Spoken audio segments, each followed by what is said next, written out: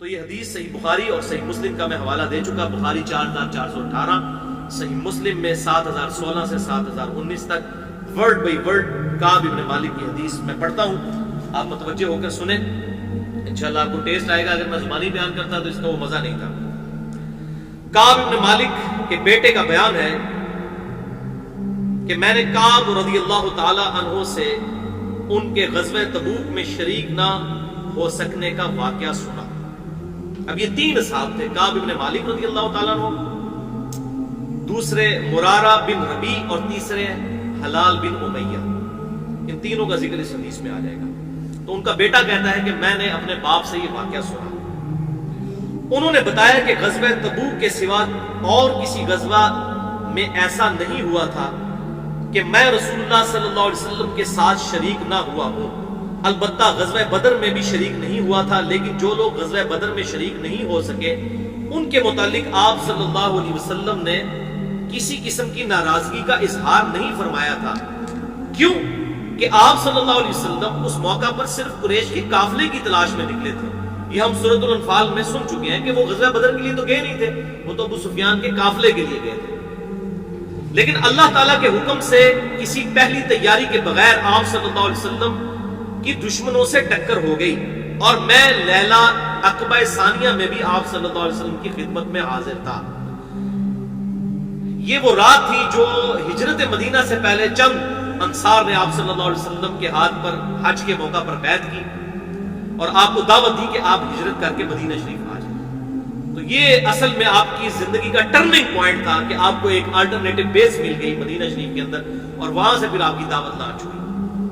تو یہ صحابی کہتے ہیں میرے لیے تو یہ فخر کی بات تھی کہ میں تو اس رات میں بھی حضور کے ہاتھ پر بیعت کرنے والے جو چند لوگ تھے ان میں شامل تھا. تو میں اپنے لیے اعزاز غزوہ بدر سے بھی بڑھ کر سمجھتا ہوں. اور میں لیلہ عقبہ میں حضور صلی اللہ علیہ وسلم کی خدمت میں حاضر ہوا تھا.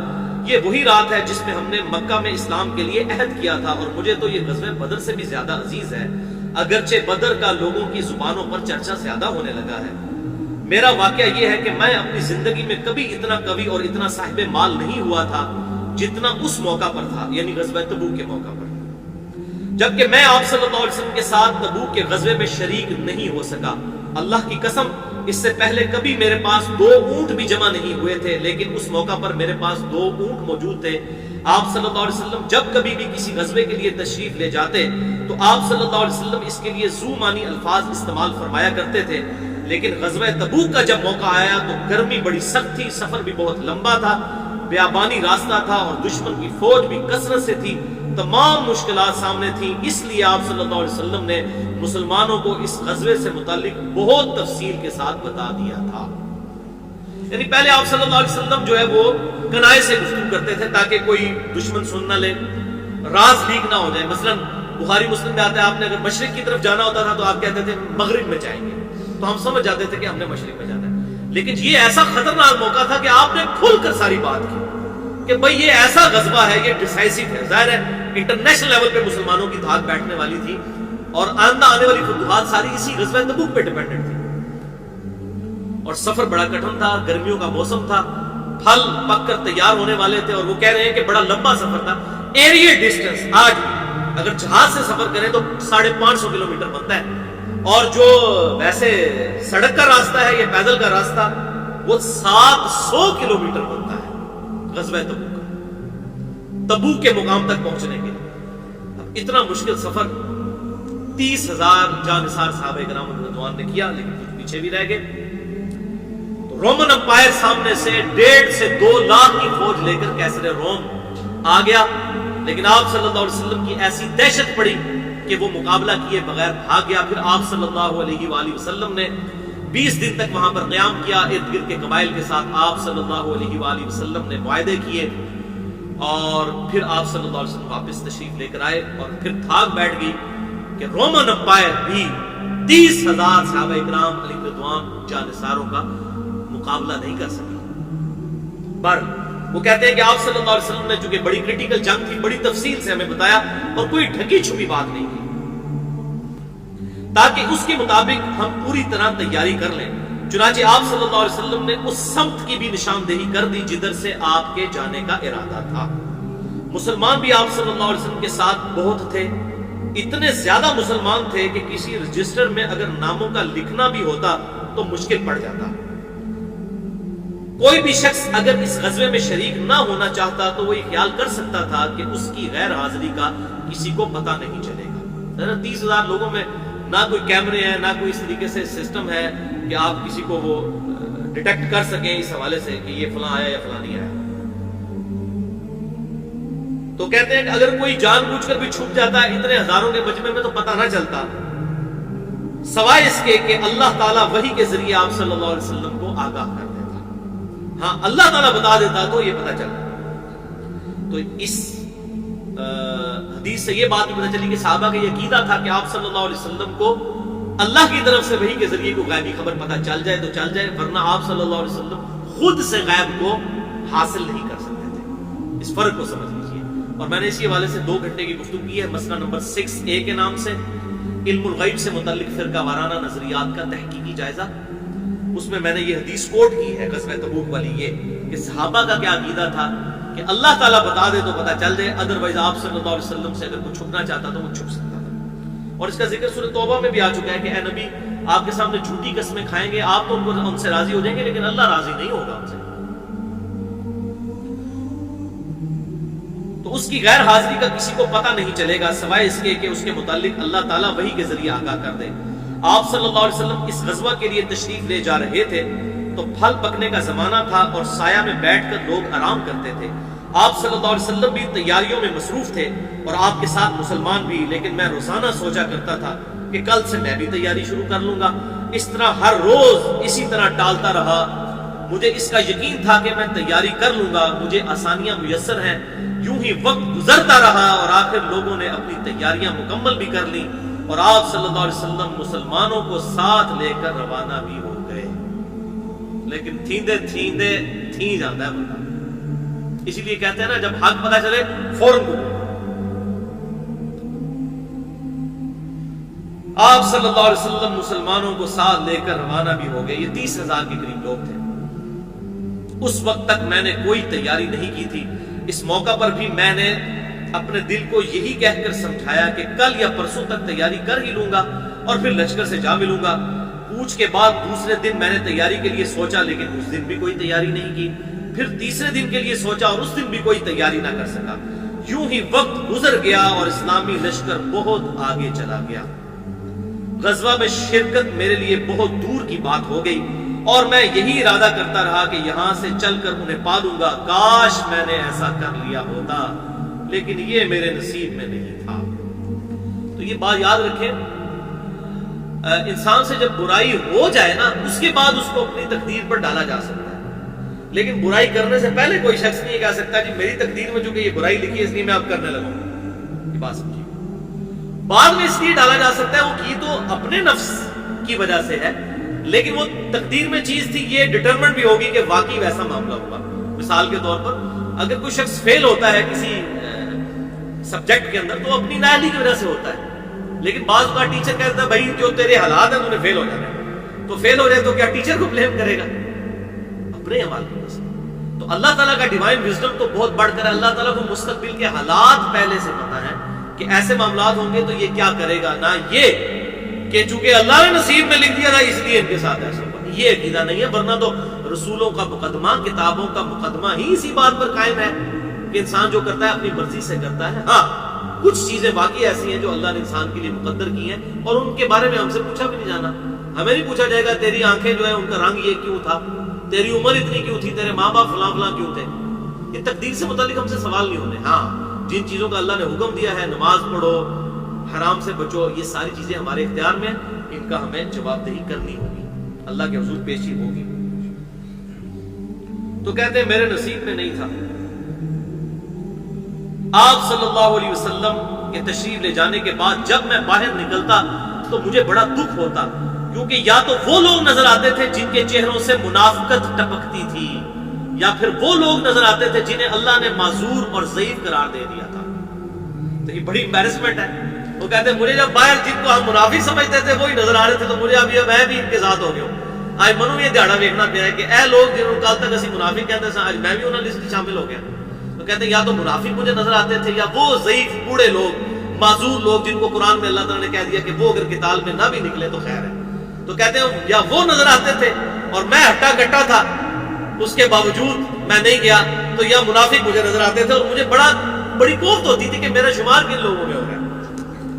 یہ ان کے ایمان کی نشانی تھی کہ ان کو اندر سے ایمان پچ کرتا تھا. جو صحیح مسلم میں حدیث ہے, گناہ وہ جو تیرے دل میں کھٹکے اور تو اس بات سے آر محسوس کرے کہ لوگ اس پر مبتلا ہو. تو گناہ تو دل میں کھٹکتا ہے. دل بہت بڑا مفتی اللہ نے بنایا, سب سے بڑا فتویٰ تو اس کا ہوتا ہے. تو کہتے ہیں یا وہ لوگ تھے کہ جو معذوری کی وجہ سے اللہ نے ان کو اجازت دے دی تھی, یا منافق تھے وہی ان کی شکلیں ہی نظر آتی تھی. آپ صلی اللہ علیہ وسلم نے میرے بارے میں کسی سے کچھ نہیں پوچھا تھا, لیکن جب آپ صلی اللہ علیہ وسلم تبوک پہنچ گئے تو وہیں ایک مجلس میں آپ صلی اللہ علیہ وسلم نے فرمایا کہ کعب نے کیا کیا. یہ تو ان کو بعد میں پتا چلا نا. دیکھیں جو خاص لوگ ہوتے ہیں نا وہ نگاہ میں ہوتے ہیں, یہ بات ذہن میں رکھیے گا. اور خاص لوگ اگر اس طریقے سے ڈنڈی مار جائیں تو اس کا دکھ بھی زیادہ ہوتا ہے, عام آدمی کا نہیں ہوتا. تو حضور صلی اللہ علیہ وسلم نے پوچھا کہ کعب نے کیا کیا. بنو سلمہ کے ایک صاحب نے کہا یا رسول اللہ اس کے غرور نے اسے آنے نہیں دیا. صحیح مسلم میں حدیث ہے, تکبر یہ نہیں کہ تم اچھا لباس پہنو یا اچھے دکھو, اللہ بھی خوبصورت ہے اور خوبصورتی کو پسند کرتا ہے. تکبر یہ ہے کہ تم دوسروں کو حقیر سمجھو اور حق بات سے اناد کرو. یہ حق بات سے اناد تھا, رسول اللہ صلی اللہ علیہ وسلم کا ساتھ نہ دیا. تو اس وجہ سے انہوں نے کہا اس کو تکبر نے آمادہ کیا. اس پر معاذ بن جبل بولے تم نے بری بات کی. تو معاذ بن جبل نے کہا کہ نہیں, یہ کسی کے ایک واقعے سے اس کی پوری زندگی زیرو تو نہیں ہوگی, وہ کامل الایمان ہے, اب کہیں نفس کے غلبے کی وجہ سے ہو گیا. اور ہمارے مولوی کیا کرتے ہیں, کسی کی ایک ایک بات پکڑ کے نا پورے لیکچر لوگوں نے ریکارڈ کرائے ہوتے ہیں. کچھ مولویوں کا کام یہ ہے کہ دو غلطیاں پکڑی ہوئی ہیں, پورا لیکچر ریکارڈ کرایا ہوتا ہے اور کہتا ہے یہ تو گمراہ ہو گیا, یہ تو دوستی ہو گیا. حالانکہ یہ جو مولوی اس قسم کی حرکتیں کر رہے ہیں, میں ان کا پوسٹ مارٹم کروں تو میں ایک ایک نہیں ان کی 100 باتیں نکالوں. لیکن اس طرح نہیں ہوتا کہ کسی کی ایک یا دو غلطیاں پکڑ کے آپ اس کو زیرو سے ملٹیپلائی کر دیں. ایک یا دو غلطیوں کی وجہ سے تو پھر صحابہ کے ساتھ بھی آپ دیکھ لیں کیا ہوا. تو معاذ ابن جبل نے فوراً صفائی دی کہ نہیں, اگر یہاں نہیں آیا تو باقی مارکوں میں تو ساتھ ہی تھا, تو تم ایسی بات نہ کرو, تم نے بڑی بری بات کی ہے. یہ بات کہہ معاذ بن جبل بولے تم نے بری بات کی. یا رسول اللہ صلی اللہ علیہ وسلم, اللہ کی قسم ہمیں کعب کے متعلق خیر کے سوا اور کچھ معلوم نہیں. تو انہوں نے گواہی بھی دے دی کہ یا رسول اللہ صلی اللہ علیہ وسلم, میں گواہی دیتا ہوں کہ وہ ایمان والا ہے. لیکن آپ صلی اللہ علیہ وسلم خاموش تھے. آپ نے نہ تصدیق کی, نہ ان کو کچھ کہا, نہ ان کو کچھ. ظاہر ہے حضور کو دکھ تو تھا کہ اس نے کیا کیا. اس چیز کو میں بھی فیل کر سکتا ہوں. جو یہ ہمارے ریگولر لسنر لیکچر میں جب نہ ہے نا, مجھے بھی بڑی اس وقت تکلیف ہوتی ہے. اگر کوئی عام آدمی نہیں آتا خیر ہے. تو یہ دعوت کے میدان میں جو بندہ جڑتا ہے نا, اس کو یہ بات پتہ چلتی ہے کہ جو خاص لوگ ہیں ان سے کیوں سرزنش ہوتی ہے, پھر ان سے سختی بھی ہوتی ہے.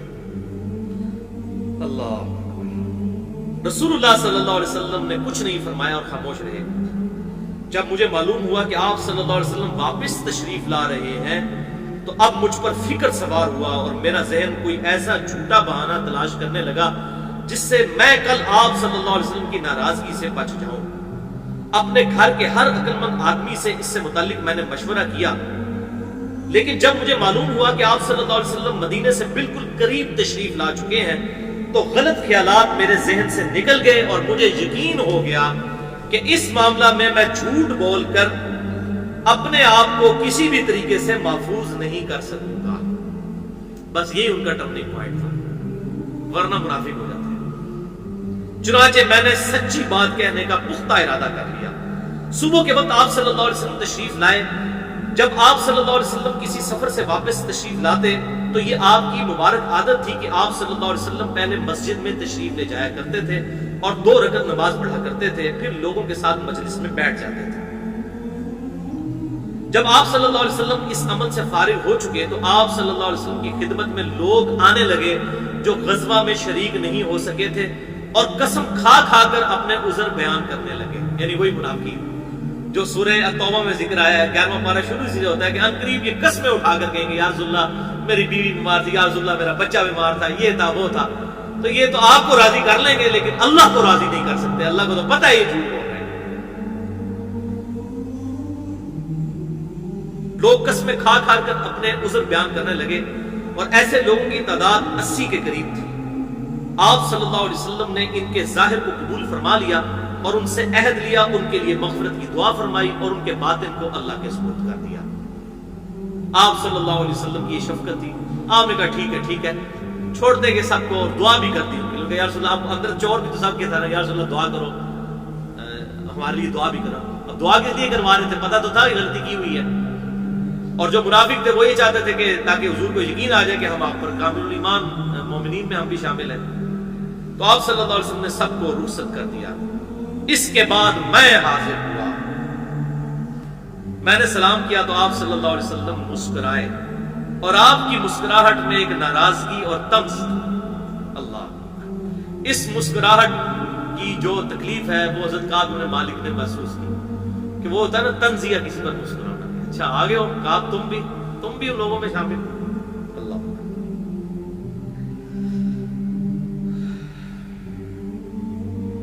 آپ نے فرمایا آؤ، میں چند قدم چل کر آپ کے سامنے بیٹھ گیا۔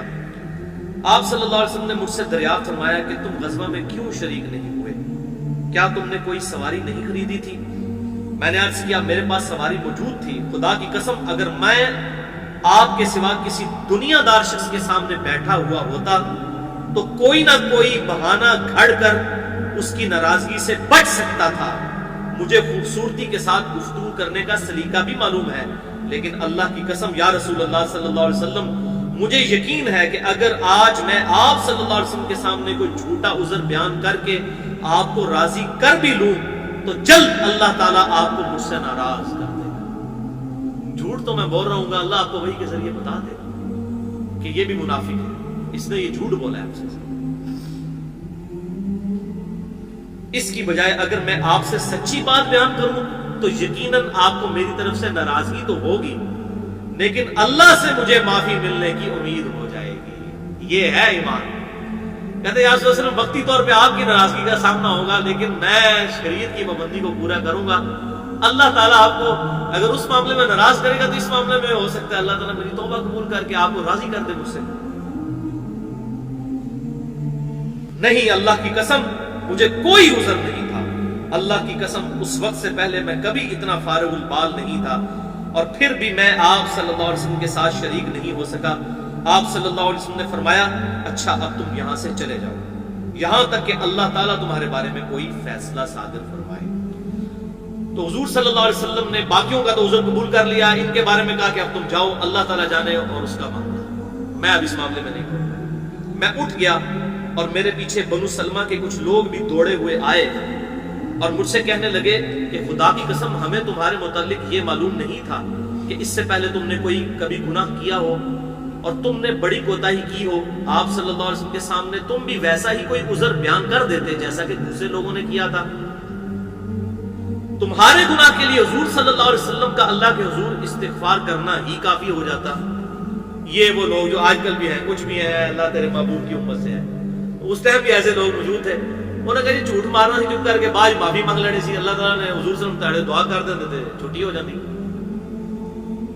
اب یہ ایسے لوگ بھی، ہر کامل ایمان تو سارے نہیں ہوتے نا، بیچارے کمزور ایمان والے بھی تھے، اس قسم کے مشورے دینے والے بھی بیچ میں شامل تھے۔ ان کے تسی جناب اپنی بےزتی کرا لی ہوتے، سارے لوگ کہتے ہیں ان کے جناب دیکھو کیا ہو گیا، تو آپ بھی کوئی بہانہ کر لیتے تو پھر حضور صلی اللہ علیہ وسلم سے دعا کروا لیتے۔ تو اب ان کو بھی پتا تھا اس طریقے سے 2 نمبری والی دعا جو میں کرواؤں گا زبردستی حضور صلی اللہ علیہ وسلم کے ساتھ، تو میں تو یہ دھوکہ دے رہا ہوں گا، آپ صلی اللہ علیہ وسلم اگر دعا کر بھی دیں گے تو وہ تو اللہ تعالیٰ نے معاملہ اس کو طے کرنا ہے نا۔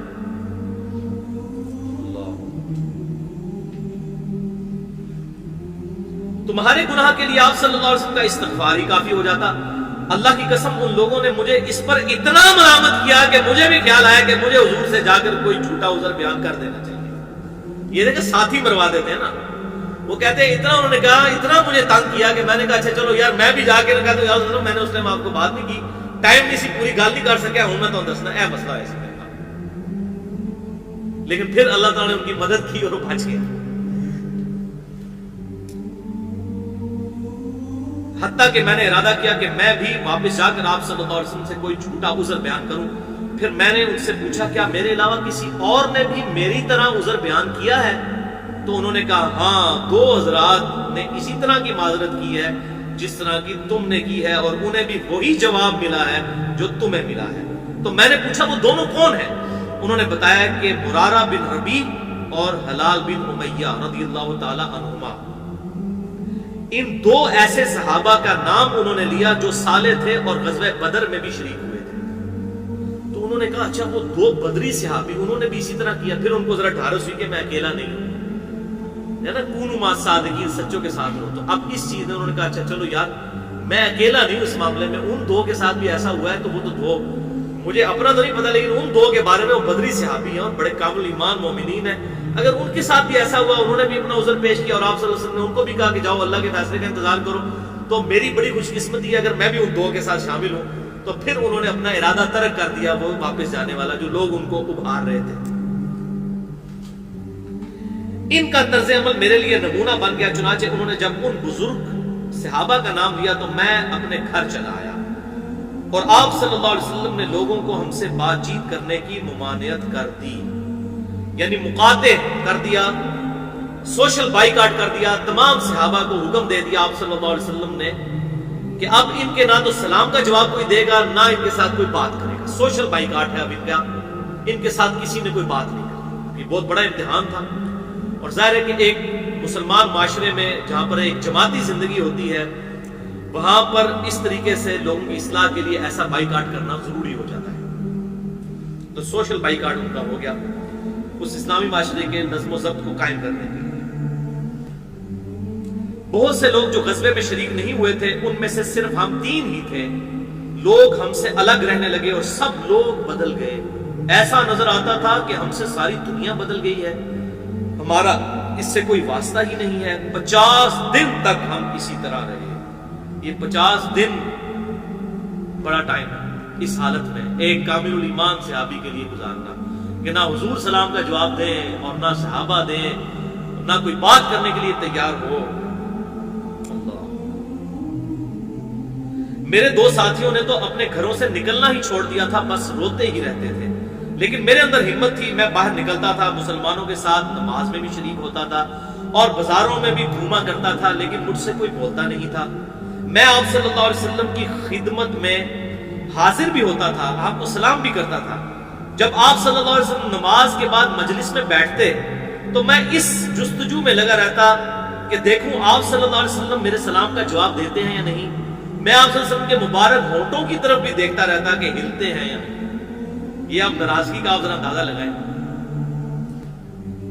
پھر آپ صلی اللہ علیہ وسلم کے قریب ہی میں نماز پڑھتا اور آپ کو نماز میں کنکھیوں سے دیکھتا رہتا۔ جب میں اپنی نماز میں مشغول ہو جاتا تو حضور صلی اللہ علیہ وسلم میری طرف دیکھتے تھے، لیکن جو ہی میں آپ کی طرف دیکھتا آپ رخ نہ پھیر دیتے۔ اب حضور صلی اللہ علیہ وسلم، اب آگ تو دونوں طرف لگی ہوئی تھی، ظاہر ہے حضور کے صحابی تھے، حضور کو دل میں تو محبت تھی، حریص علیکم بالمؤمنین رؤوف الرحیم۔ تو آپ صلی اللہ علیہ وسلم جب وہ نہیں دیکھ رہے تھے تو حضور پھر ان کی طرف دیکھ رہے تھے، جیسے وہ دیکھتے تھے حضور اپنی ناراضگی اظہار کرتے تھے، یہ شو کروانے کے لیے کہ میں تیری طرف نہیں دیکھ رہا۔ جب میں اپنی نماز میں مشغول ہو جاتا تو آپ صلی اللہ علیہ وسلم میری طرف دیکھتے، لیکن جو ہی میں آپ کی طرف دیکھتا آپ رخ انور پھیر لیتے۔ آخر جب اس طرح لوگوں کی بے رخی بڑھتی ہی گئی تو میں ایک دن ابو قتادہ کے باغ کی دیوار پر چڑھ گیا، وہ میرے چچا زاد بھائی تھے اور مجھے ان سے بڑا گہرا تعلق تھا۔ میں نے انہیں سلام کیا، لیکن اللہ کی قسم انہوں نے بھی میرے سلام کا جواب نہ دیا۔ میں نے کہا ابو قتادہ تمہیں اللہ کی قسم کیا تم جانتے نہیں اللہ اور اس کے رسول سے مجھے کتنی محبت ہے؟ انہوں نے کوئی جواب نہیں دیا۔ میں نے دوبارہ ان سے یہی سوال کیا اللہ کی قسم دے کر، لیکن پھر بھی وہ خاموش رہے۔ پھر میں نے تیسری دفعہ اللہ کا واسطہ دے کر ان سے یہی سوال کیا۔ اس مرتبہ انہوں نے صرف اتنا کہا اللہ اور اس کا رسول بہتر جانتے ہیں۔ جواب ان کو بھی نہیں دیا۔ وہ اب کہہ رہے ہیں میں اللہ اور اس کے رسول سے محبت کرنا، ان کا اللہ اور اس کا رسول بہتر جانتے ہیں جو معاملہ کرنا ہے میرے ساتھ۔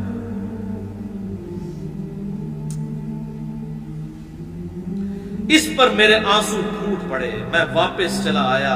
ایک دن میں مدینہ کے بازار میں جا رہا تھا کہ شام کا ایک کاشتکار جو غلہ بیچنے کے لیے مدینہ آیا تھا وہ پوچھ رہا تھا کعب بن مالک کہاں رہتا ہے؟ لوگوں نے میری طرف اشارہ کیا تو وہ میرے پاس آیا اور ملک غسان کا ایک خط مجھے دیا، اور اس خط میں یہ تحریر تھا۔ یہ غسان کا جو بادشاہ ہے یہ وہی تھا کہ جس نے حضور صلی اللہ علیہ وسلم کے ایلچی کو شہید کر دیا تھا، سیدنا حارث بن عبید کو۔ اس کا نام تھا شرابیل بن عمرو۔ تو ایلچی کا قتل جو ہے وہ اس زمانے میں سفیر کا قتل جو ہے اعلان جنگ سمجھا جاتا تھا۔ تو اسی کے ریونج میں آپ صلی اللہ علیہ وآلہ وسلم غزوہ تبوک کے لیے روانہ ہوئے تھے. پہلے آپ نے حضرت خالد بن ولید اور وہ باقی اصحاب گئے تھے اور وہاں پر باقی شہید ہوئے. حضرت زید بن حارثہ رضی اللہ تعالیٰ عنہ ان کی قیادت میں لشکر بھیجا تھا غزوہ موتا, اور پھر آپ صلی اللہ علیہ وسلم پھر خود غزوہ حنین کے بعد گئے تھے. تو اس ایلچی نے اب دیکھا کہ کعب بن مالک کے ساتھ یہ معاملہ ہوا ہے, تو وہ دیکھے اس نے ادھر سے خط لکھا, کتنی اس کی جاسوسی تھی, اس نے وہاں سے خط لکھا اور اس خط میں لکھا تھا اما بعد مجھے معلوم ہوا ہے کہ تمہارے صاحب یعنی نبی صلی اللہ علیہ وسلم تمہارے ساتھ زیادتی کرنے لگے ہیں. اللہ نے تمہیں کوئی ذلیل نہیں پیدا کیا ہے کہ تمہارا حق ضائع کیا جائے, تم ہمارے پاس آ جاؤ, ہم تمہارے ساتھ بہتر سلوک کریں گے. یعنی اب اس کافر نے کہا کہ اب بڑا اچھا موقع ہے, یہ دکھا ہوا ہے, اس کو اپنے ساتھ ملا لیں. جب میں نے یہ خط پڑھا تو میں نے کہا کہ یہ ایک اور امتحان مجھ پر آ پڑا. میں نے اس خط کو تندور میں جلا دیا. ظاہر ہے تو مومن تھے, وہ کوئی دنیاوی پوسٹ کسی سیاسی پارٹی کے لیڈر تو نہیں تھے کہ وہ پوسٹ لینے کے لیے وزارت کے لیے ایک پارٹی سے دوسری پارٹی میں چلے جاتے, ایسا تو نہیں تھا. کامل ایمان مومن تھے. تو انہوں نے وہ خط کو تندور میں ڈالا اور کہا یا اللہ اس حد تک صورتحال ہو گئی ہے کہ میں اتنا جو ہے وہ مردود ہو گیا ہوں لوگوں کی نظر میں کہ مجھے اب کافر بھی اپروچ کر رہے ہیں کہ آپ ہمارا آگے ہمیں جوائن کر. ان 50 دنوں میں سے جب 40 دن گزر چکے تو رسول اللہ صلی اللہ علیہ وسلم کا ایلچی میرے پاس آیا اور اس نے کہا کہ رسول اللہ صلی اللہ علیہ وسلم نے تمہیں حکم دیا ہے کہ اپنی بیوی سے بھی الگ ہو جاؤ. میں نے پوچھا کیا میں اسے طلاق دے دوں یا مجھے کیا کرنا ہے؟ تو انہوں نے بتایا کہ نہیں, آپ صلی اللہ علیہ وسلم نے صرف یہ کہا ہے کہ اپنی بیوی کے پاس مت جاؤ. میرے دونوں ساتھیوں کو جنہوں نے میری طرح معذرت کی تھی انہیں بھی یہی حکم بھجوا دیا. میں نے اپنی بیوی سے کہا کہ اب تم اپنے میکے چلی جاؤ اور اس وقت تک وہیں رہو جب تک اللہ تعالیٰ اس معاملے کا کوئی فیصلہ نہ کر دے. کعب رضی اللہ تعالیٰ عنہ کہتے ہیں کہ حلال بن امیہ جن کا مقاطعہ ہوا تھا, یعنی ان تینوں میں سے جو حلال بن امیہ تھے, وہ کہتے ہیں کہ وہ ایک بوڑھے شخص تھے اور کمزور تھے, ان کے پاس کوئی خادم بھی نہیں تھا. کیا اگر ان کی بیوی نے آ کر آپ صلی اللہ علیہ وسلم کی خدمت میں عرض کیا کہ کیا اگر میں ان کی خدمت کروں تو آپ ناپسند تو نہیں فرمائیں گے؟ اب دیکھیں بیویاں بھی بجائے اپنے خامد کا ساتھ دینے کے آپ صلی اللہ علیہ وسلم کے پاس گئی ہیں کہ یا رسول اللہ آپ اجازت دیں, تو میرا خامد تو بوڑھا ہے, اس کا بھی آپ نے بائی کاٹ کیا, تو وہ بیچارہ بوڑھا آدمی ہے, وہ کیسے گزارا کرے گا؟ آپ صلی اللہ علیہ وسلم نے فرمایا کہ صرف وہ تم سے صحبت نہ کرے, یعنی ازدواجی تعلق قائم نہ کرے, ویسے تم دونوں ساتھ میاں بیوی رہ سکتے ہو. تو بیوی نے آگے سے عرض کی اللہ کی قسم یا رسول اللہ صلی اللہ علیہ وسلم میرا خامد تو کسی چیز کے لیے حرکت بھی نہیں کر سکتا جب سے آپ ان سے ناراض ہوئے ہیں. وہ دن اور آج کا دن 40 دن گزرنے کو ہیں کہ ان کے آنسو نہیں تھمتے.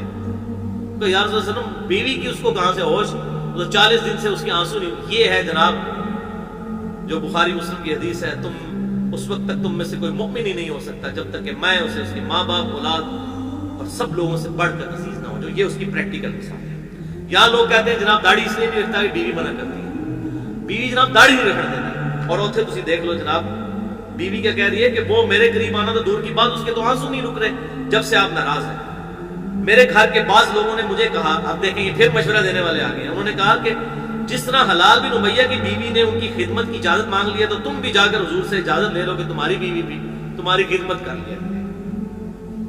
یہ مشورہ دینے والے جو لوگ ہوتے ہیں نا, اپنی طرف سے بیچارے مخلص ہوتے ہیں لیکن وہ کسی کا بیڑا غرق بھی ہو سکتا ہے اس معاملے میں. تو انہوں نے کہا اللہ کی قسم میں کبھی بھی رسول اللہ سے ایسی اجازت نہیں دوں گا. میں جوان ہوں, معلوم نہیں جب اجازت لینے جاؤں تو حضور مجھے کیا کہہ دیں کہ ہاں جی تنو تو اجازت نہیں ہوتا, بڑھا آدمی سی میں نے اس لیے اجازت دی, تو جوان آدمی 35 سال تیری عمر ہے تو کہہ رہا ہے کہ مجھے بیوی خدمت کے لیے چاہیے. اس طرح 10 دن اور گزر گئے, یعنی 50 دن. اور جب سے آپ صلی اللہ علیہ وسلم نے ہم سے بات چیت کرنے کی ممانعت فرمائی تھی اس کے 50 دن پورے ہو گئے. 50ویں رات کی صبح کو جب میں فجر کی نماز پڑھ چکا اور اپنے گھر کی چھت پر بیٹھا ہوا تھا, اسی طرح جس کا ذکر اللہ تعالیٰ نے کیا ہے کہ میرا دم گھٹا جا رہا تھا اور زمین اپنی تمام وسعتوں کے باوجود میرے لیے تنگ ہو چکی تھی. وہ کہتے ہیں یہ حالت میری 50ویں دن تھی جو اللہ تعالیٰ نے ذکر کیا. حتی اذا ضاقت علیہم الارض بما رحبت وضاقت علیہم انفسهم وظنوا ان لا ملجأ من اللہ الا الیہ, کہ زمین اپنی وسعت کے باوجود ان پر تنگ ہو چکی تھی. کہتے ہیں یہ حالت میری ہو چکی تھی, اللہ نے بھی ذکر کیا قرآن میں, واقعی میری حالت یہی تھی. 50 دن پورے ہو گئے, لیکن ان مع العسر یسرا, ہر مشکل کے بعد آسانی آ جاتی ہے. اب آسانی آئی. تو میں نے ایک پکارنے والے کی پکار سنی. جبل صلا پر چڑھ کر کوئی بلند آواز سے کہہ رہا تھا اے کعب بن مالک تمہیں بشارت ہو. انہوں نے بیان کیا کہ یہ سنتے ہی میں سجدے میں گر پڑا اور مجھے یقین ہو گیا کہ اب مجھ پر فراخی آ جائے گی, تنگی کے بعد آسانی. فجر کی نماز کے بعد رسول اللہ صلی اللہ علیہ وسلم نے اللہ کی بارگاہ میں ہماری توبہ کی قبولیت کا اعلان فرما دیا تھا. لوگ میرے ہاں بشارت دینے کے لیے آنے لگے اور میں میرے دو ساتھیوں کو بھی جا کر بشارت دی.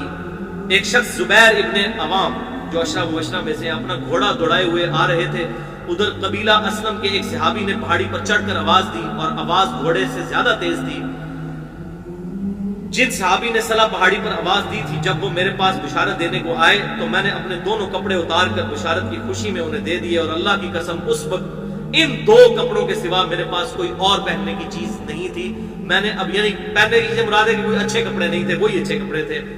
میں نے اپنے ساتھی ابو قتادہ سے 2 کپڑے مانگ کر پہنے اور حضور صلی اللہ علیہ وسلم کی خدمت میں حاضر ہوا. یعنی اب ان کی غیر موجودگی میں اناؤنسمنٹ ہوئی تھی کہ ان کی توبہ قبول ہے. اب یہ پہلی دفعہ پیش ہونے جا رہے ہیں, یہ ڈراپ سین ہے. جوگ در جوگ لوگ مجھ سے ملاقات کرتے جاتے تھے اور مجھے توبہ کی قبولیت پر بشارت دیتے جاتے تھے. کہتے تھے اللہ کی بارگاہ میں توبہ کی قبولیت مبارک ہو. اچھا حضرت آپ کو یہ نہیں پتا تھا کہ ہمارے لیے آیتیں نازل ہو گئی ہیں. وہ یہ تھا کہ حضور کو وحی خفی کے ذریعے بتا دیا گیا. ان کو کیا پتا تھا کتنی بڑی خوش نصیبی ہونے والی ہے. کعب کہتے ہیں کہ آخر میں مسجد میں داخل ہوا. حضور صلی اللہ علیہ وسلم تشریف رکھتے تھے. چاروں طرف صحابہ کا مجمع تھا. سیدنا طلحہ بن عبید اللہ, یہ بھی اشرا مبشرہ میں سے ہے, دوڑ کر میری طرف بڑھے اور مجھ سے مصافحہ کیا اور مبارک دی. اللہ کی قسم وہاں موجود مہاجرین میں سے کوئی بھی شخص ان کے سوا میری طرف نہ آیا. طلحہ کا یہ احسان میں کبھی نہیں بھولوں گا. پھر کہتے ہیں کہ جب میں نے رسول اللہ صلی اللہ علیہ وسلم کو سلام کیا تو آپ صلی اللہ علیہ وسلم نے فرمایا اور آپ صلی اللہ علیہ وسلم کا چہرہ مبارک خوشی اور مسرت سے دمک اٹھا تھا. اس مبارک دن کے لیے تمہیں بشارت ہوا ہے کعب, جو تمہاری عمر کا سب سے مبارک دن ہے. کعب کہتے ہیں میں نے عرض کیا یا رسول اللہ صلی اللہ علیہ وسلم یہ بشارت آپ کی طرف سے ہے یا اللہ کی طرف سے؟ اللہ. تو آپ نے فرمایا اللہ کی طرف سے. آپ صلی اللہ علیہ وسلم اتنے خوش تھے اور آپ صلی اللہ علیہ وسلم جب کسی بات پر خوش ہوتے تھے تو چہرہ مبارک روشن ہو جاتا تھا جیسا کہ چاند کا ٹکڑا ہو. آپ صلی اللہ علیہ وسلم کی مسرت ہم چہرہ مبارک پر سمجھ جایا کرتے تھے. پھر جب میں آپ صلی اللہ علیہ وسلم کے سامنے بیٹھ گیا تو عرض کیا یا رسول اللہ صلی اللہ علیہ وسلم اپنی توبہ کی قبولیت کی خوشی میں اپنا تمام مال اللہ اور اس کے رسول کی راہ میں صدقہ کرتا ہوں. آپ صلی اللہ علیہ وسلم فرمایا لیکن کچھ مال اپنے پاس بھی رکھ لو, یہ زیادہ بہتر ہے. میں نے عرض کیا پھر میں خیبر کا حصہ اپنے پاس رکھتا ہوں جو یعنی مال غنیمت میں سے ملا تھا. پھر میں نے عرض کیا یا رسول اللہ صلی اللہ علیہ وسلم اللہ تعالیٰ نے مجھے سچ بولنے کی وجہ سے نجات دی. اب میں اپنی توبہ کی قبولیت کی خوشی میں آپ سے یہ وعدہ کرتا ہوں کہ جب تک زندہ رہوں گا سچ کے سوا کوئی بات زبان سے نہیں نکالوں گا. سچ نے مجھے آج نجات دی. بس اللہ کی قسم جب سے میں نے آپ صلی اللہ علیہ وسلم کے یہ سامنے عہد کیا میں کسی ایسے مسلمان کو نہیں جانتا جسے اللہ تعالیٰ نے سچ بولنے کی وجہ سے اتنا نوازا ہو جتنی نوازشات مجھ پر سچ بولنے کی وجہ سے کی. جب سے میں نے آپ صلی اللہ علیہ وسلم کے سامنے یہ عہد کیا پھر آج تک کبھی جھوٹ بولنے کا ارادہ بھی نہیں کیا. اور مجھے امید ہے کہ اللہ تعالیٰ باقی زندگی بھی مجھے اس گناہ سے محفوظ رکھے گا انشاءاللہ. اللہ تعالیٰ ہمیں بھی جھوٹ کے گناہ سے محفوظ رکھے. اور اللہ تعالیٰ نے اپنے رسول صلی اللہ علیہ وسلم پر پھر وہ آیات نازل فرمائیں, وہی آیات جو ہم پڑھ چکے ہیں. لقد تاب اللہ علی النبی والمہاجرین, یہ سورۃ التوبہ آیت نمبر 117 اور 118. یہ حضرت کعب نے پھر تلاوت کی اور پھر کہا کہ اللہ نے پھر یہ فرمایا وَكُونُوا مَعَ الصَّادِقِينَ, سچوں کے ساتھ ہو جاؤ. اللہ کی قسم اللہ کی طرف سے اسلام کے لیے ہدایت کے بعد میری نظر میں حضور صلی اللہ علیہ وسلم کے سامنے اس سچ بولنے سے بڑھ کر اللہ کا مجھ پر کوئی اور انعام نہیں تھا. میں نے جھوٹ نہیں بولا, اس طرح اپنے آپ کو ہلاکت سے بچا لیا. جیسا کہ جھوٹ بولنے والے ہلاک ہوئے تھے میں اس ہلاکت سے بچ گیا. نزول وحی کے زمانہ میں جھوٹ بولنے والوں پر اللہ تعالیٰ نے اتنی شدید وعید فرمائی جتنی شدید کسی دوسرے پر نہیں کی تھی. اور پھر انہوں نے وہ آیات پڑھی سورۃ التوبہ کی کہ اللہ تعالیٰ نے حضور صلی اللہ علیہ وسلم پر یہ وحی کی کہ عنقریب منافق اگر جھوٹے بہانے کریں گے تو میری اللہ نے تعریف کی اور ان منافقین کو اللہ تعالیٰ نے ان پر لعنت فرمائی, ان پر برے برائی سے ان کا ذکر کیا. کعب نے بیان کیا چنانچہ ہم 3 ان لوگوں کے معاملے سے جدا رہے, یعنی ہم ان منافقین میں شامل نہیں ہوئے. کہ جنہوں نے حضور صلی اللہ علیہ وسلم کے سامنے جھوٹی قسمیں کھائی تھیں اور آپ صلی اللہ علیہ وسلم نے ان منافقین کی باتیں مان بھی لی تھی، ان سے بیعت بھی لے لی تھی اور ان کے لیے طلب اور مغفرت بھی فرمائی تھی، ہمارا معاملہ آپ صلی اللہ علیہ وسلم نے چھوڑ دیا اور اللہ تعالیٰ نے خود اس کا فیصلہ فرمایا اور ہماری توبہ قبول کی، الحمدللہ۔ یہ بھائیوں پوری حدیث ہے سیدنا کعب بن مالک رضی اللہ تعالیٰ عنہ کا یہ پرسوز واقعہ کہ میں نے اس لیے پورا بیان کیا کہ یہ ڈاکٹر اسرار صاحب نے بھی اپنی تفسیر کے دوران اس واقعے کو سکپ کیا اور انہوں نے کہا کہ یہ واقعہ آپ خود تفہیم القرآن میں پڑھ لیں، بلکہ مجھے بڑی حیرانگی ہوئی، انہوں نے کہا کہ بخاری مسلم تو آپ کو شاید نہ مل سکے تو آپ تفہیم القرآن میں سے پڑھ لیں۔ تو اب ظاہر ہے اس زمانے کی بات ہے، اب الحمدللہ بخاری مسلم کے ترجمے ہو چکے ہیں، ہر بندے کے ہاتھ میں آ چکی ہے، وہ 98 کی بات تھی، آج ہم 4 اکتوبر 2014 کو بیٹھے ہوئے ہیں یہاں پر۔ اللہ تعالیٰ سے دعا ہے کہ ہمیں صحابہ کرام علیہم رضوان کے نقش قدم پر چلنے کی توفیق عطا فرمائے۔ آج کے درس میں جتنی حق باتیں ہیں اللہ تعالیٰ ہمارے دلوں میں راسخ فرمائے، اگر جذبات میں میرے منہ سے کوئی غلط بات نکل گئی تو اللہ تعالیٰ ہمارے دلوں سے معاف کر دے، ہمیں کتاب و سنت کی تعلیمات پر عمل کر کے دوسرے بھائیوں تک پہنچانے کی توفیق عطا فرمائے۔ سبحانک اللہم و بحمدک، اشہد ان لا الہ الا انت، استغفرک و اتوب الیک، وما علینا الا البلاغ۔